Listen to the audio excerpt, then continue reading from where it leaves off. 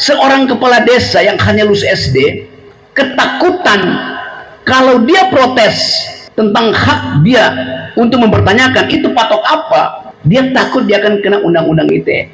Saya tanya pada dia, apa tuh undang-undang ITE? Ya itu yang membuat kita bisa dipenjara. Dia nggak tahu isinya apa, tapi bagi dia kasus per kasus di mana warga negara melaporkan kegiatan aparat yang bagi si warga negara itu tidak wajar kalau dilaporkan, yang kena warga negaranya. Itu yang kita sebut sebagai hilangnya kebebasan sipil. Tapi Pak Rocky mengucapkan itu terlalu bebas. Saya bilang itu kebebasan saya, mestinya ada sopan-sopannya gitu. Saya tanya seberapa sopan? Ya Pak Rocky bisa tentukan sendirilah. Loh, bagi saya sangat sopan mengkritik dengan kurang ajar, itu sangat sopan gitu.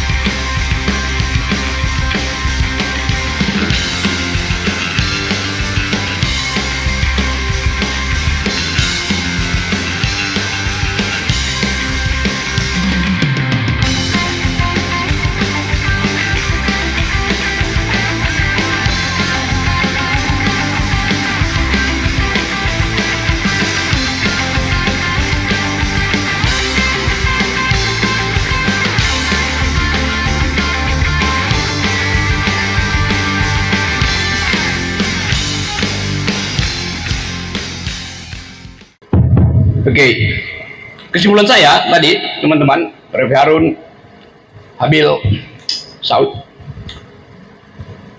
mendeskripsikan keadaan Indonesia hari ini yang berantakan. Kenapa berantakan? Karena Jokowi memilih jalan yang berbahaya. Saya ulang ya, berantakan karena Jokowi memilih jalan yang berbahaya. Singkatannya Brawijaya.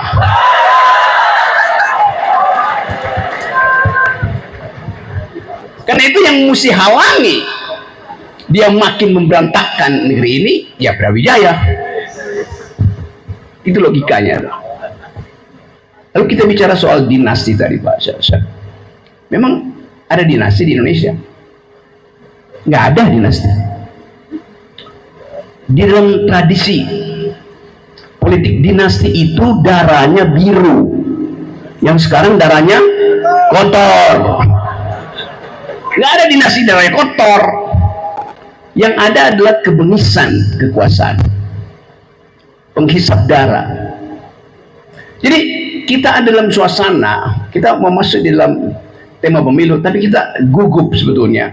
Apa yang akan dihasilkan oleh kekuasaan hari ini yang memobilisasi berapa puluh ribu tadi, Refli, update 40.000 kepala desa di Senayan. Berapa banyak biaya dipakai untuk menghadirkan 40.000 orang di situ? Namanya abdesi. Saya akrab dengan Malang karena saya bolak-balik naik gunung-gunung di Jawa Timur, Semeru, apalagi Sindoro, Sumbing, macam-macam itu. Satu waktu saya naik gunung di Jawa Barat, Gunung Pangrango.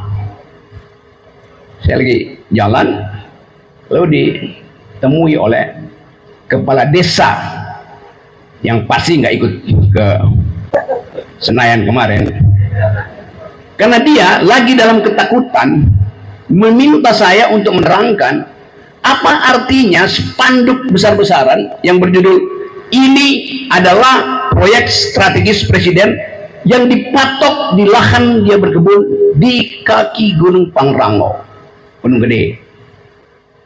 Di suatu pagi tiba-tiba udah ada spanduk itu, maka mulai resah. Lalu dia cuma lulusan SD, kepala desa ini. Dia tanya ke saya, karena udah berteman itu, tiap kali saya Gunung Pangrango itu tempat saya dari SMA mahasiswa itu bolak-balik mungkin udah 20-50 kali saya pulang gitu. Jadi saya akrab dengan itu. Tempat mereka bertanam jagung, kentang, wortel, kol, segala macam.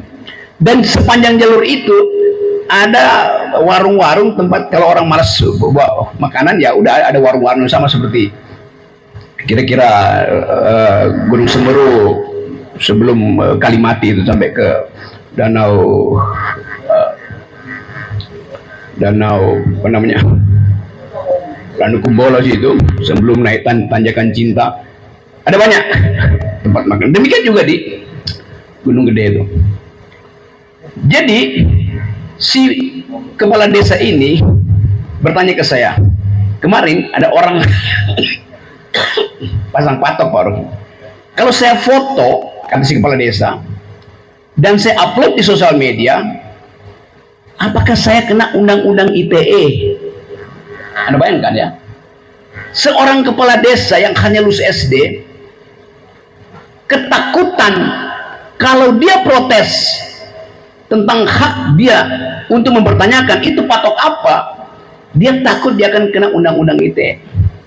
Saya tanya pada dia, apa itu undang-undang ITE? Ya itu yang membuat kita bisa dipenjara. Dia nggak tahu isinya apa, tapi bagi dia kasus per kasus di mana warga negara melaporkan kegiatan aparat yang bagi si warga negara itu tidak wajar kalau dilaporkan, yang kena warga negaranya. Itu yang kita sebut sebagai hilangnya kebebasan sipil. Jadi civil liberties artinya hak warga negara untuk mempergunakan haknya terhalang oleh regulasi yang dibuat oleh negara. Kan konyol, negara melarang warga negara. Bagaimana ceritanya? Sama seperti saya mengucapkan kritik, lalu saya diminta untuk minta maaf. Minta maaf pada siapa? Lalu saya kasih kritik pada kebijakan, lalu saya mesti minta maaf. Kalau saya nggak minta maaf, saya akan dihukum seumur hidup, tidak boleh bicara di semua platform sosial, nggak boleh kasih kuliah, nggak boleh kasih ceramah. Loh, itu hak yang melekat pada saya untuk bicara dan memilih diksi itu. Tapi Pak Rocky mengucapkan itu terlalu bebas. Saya bilang, itu kebebasan saya. Mestinya ada sopan-sopannya gitu. Saya tanya, seberapa sopan? Ya Pak Rocky bisa tentukan sendirilah. Loh, bagi saya sangat sopan mengkritik dengan kurang ajar, itu sangat sopan gitu.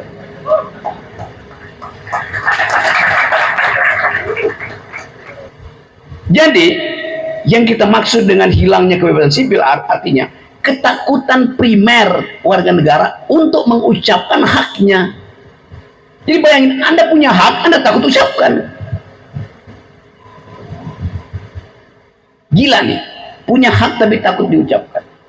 Karena tadi diintip oleh berbagai undang-undang, undang-undang makar, undang-undang tahun 46 yang dibuat oleh Belanda untuk mengendalikan oposisi, undang-undang ITE, semua itu undang-undang yang menghalangi saya mempraktekkan hak saya untuk bicara. Jadi buat apa ada hak berbicara kalau undang-undangnya melarang? Kan ini pemerintahan dungu. Sebulan lalu saya kasih kuliah di beberapa kota mungkin di Australia. Saya bicara dengan beberapa penduduk di Sydney, karena saya tanya, kenapa bandara Sydney itu tidak lagi beroperasi sampai tengah malam 24 jam, yang dulu lalu lintas penerbangan di situ sangat padat. Kata penduduk kota Sydney, kami memakai hak kebebasan sipil kami untuk menikmati malam yang teduh, yang tidak dibayang-bayangi oleh cahaya pesawat jet dan tidak diributkan oleh gelegar mesin jet. Karena itu mereka bikin petisi pada pemerintah Australia. Petisi rakyat Sydney mengatakan, kami terganggu secara ekologis dengan adanya pesawat-pesawat masih terbang ketika kami mesti istirahat. Anda bayangkan, pemerintah Australia bilang masuk akal, maka kami hentikan operasi penerbangan itu di atas jam 10. Selesai problem. Nggak ada debat yang panjang lebar.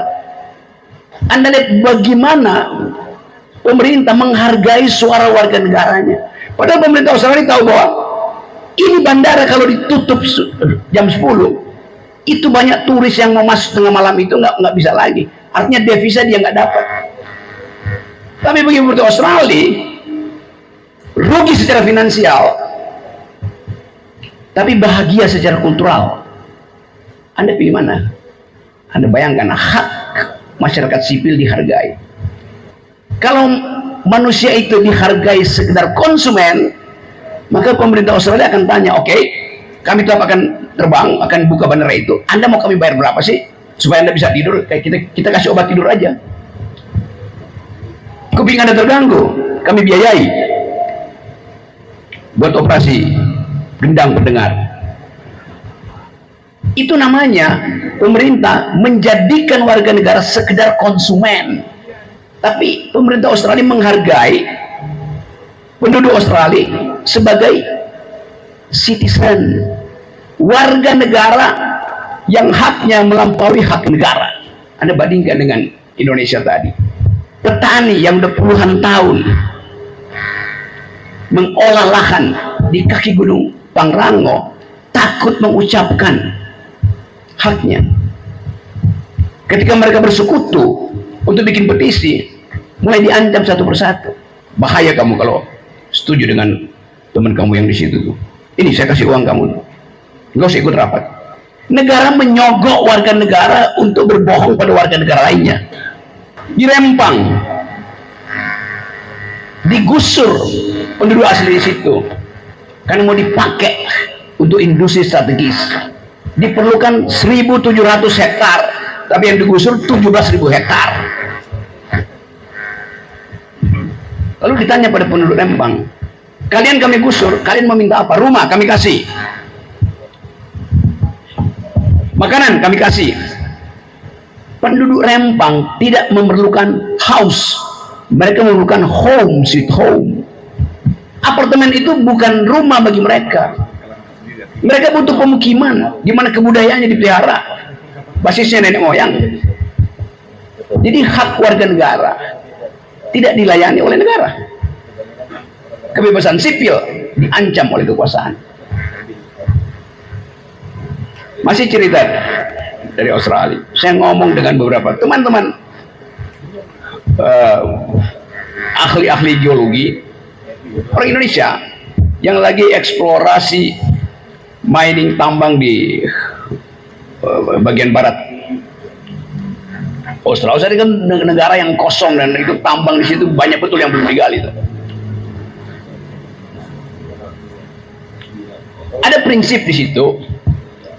Kalau Anda menggali tambang, investasi Anda sebesar apapun, tapi begitu mata bor Anda menemukan tulang belulang orang aborigin, maka tambang Anda mesti di stop. Pindah 5 km, gali di sana, ketemu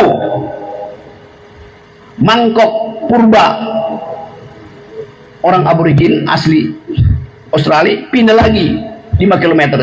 Terus berapa banyak perusahaan Cina yang bangkrut karena investasi, tetap dia ketemu ada artefak nenek moyang aborigin di situ. Tutup, nggak boleh. Itu penghargaan terhadap bahkan warga negara yang udah 300 juta tahun lalu meninggal. Karena di situ dianggap ada situs, mungkin ada kuburan purba di situ. Berhenti. Anda lihat di IKN, ada kuburan purba masyarakat asli. Ada 13 mata air suci di IKN. Nggak dipeduli oleh Jokowi, gusur aja. Hak burung untuk bertengger di pohon, hak ular untuk punya sarang di IKN digusur semua. Jadi kita ada di dalam keadaan yang pariah dalam soal penghargaan terhadap hak warga negara. Padahal negara-negara lain, bahkan binatang piaraanmu harus dimasukkan dalam kartu keluargamu sebagai warga dari keluargamu untuk dilindungi. Kalau Anda ada di negara bagian Maryland misalnya, di Bethesda, kalau Anda kos di situ, Anda misalnya sekolah di University of Maryland, Anda kos pada satu keluarga yang setiap hari Anda lihat cuman ada dua, yaitu si kakek dan si nenek tadi. Anda kos di situ. Anak Malang kos di Bethesda. Tapi Anda lihat kartu keluarganya kok ada 5, tapi kenapa cuma ada 2 di situ? Satu John, satu Mary, satu David, satu Brian, satu lagi Eve. John, Mary orang, Brian, David, Eve, satu kucing, 2 anjing. Harus dicatatkan di dalam kartu keluarga. Jadi pengharangan pada binatang pun mulai dipraktekkan di beberapa negara. Ada ide di Prancis untuk mengubah istilah citoyen, warga negara, dengan memasukkan binatang piaraan jadi warga negara, dikasih paspor. Bagaimana penghargaan itu? Padahal yang izin Bung Rogi, demokrasi Anda saya batasi ini. Ya. Padahal 1 menit lagi Bung Rogi, izin 12 detik. Padahal Amerika dan Prancis tidak menjadikan Pancasila sebagai dasar negara mereka.